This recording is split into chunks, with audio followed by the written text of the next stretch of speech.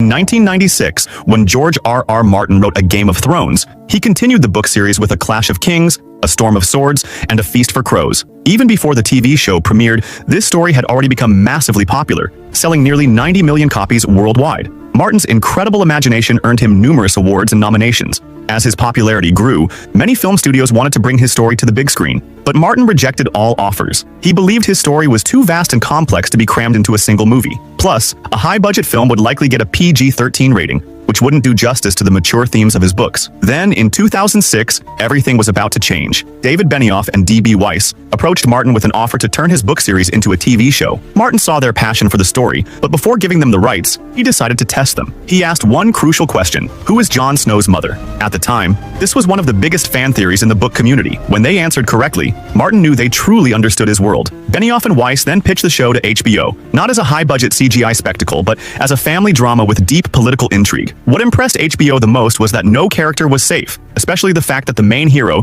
Ned Stark, dies in the very first season. In 2009, Game of Thrones shot its pilot episode, but no one expected it to be a complete disaster. Benioff and Weiss were totally unprepared for a production of this huge scale. The actors seemed uninterested, and the story was too confusing. In fact, early screeners couldn't even tell that Cersei and Jaime were siblings. Realizing their mistakes, Benioff and Weiss explained every scene to HBO, pointing out what went wrong and how they planned to fix it. HBO took a huge risk. They ordered 10 full episodes, including a complete reshoot of the pilot. This time, they learned from their mistakes and made significant changes. Like director Tom McCarthy was replaced with HBO's experienced director Tim Van Patten. Several actors were also recast, like Jennifer Eel, who originally played Catelyn Stark, was replaced by Michelle Fairley. Similarly, Tamsin Merchant, who was set to play Daenerys Targaryen, was replaced by Emilia Clarke, whose incredible performance later became iconic for the character. With these changes, filming resumed, and on April 17, 2011, Game of Thrones premiered, and no one could have predicted that this show would go on to make history.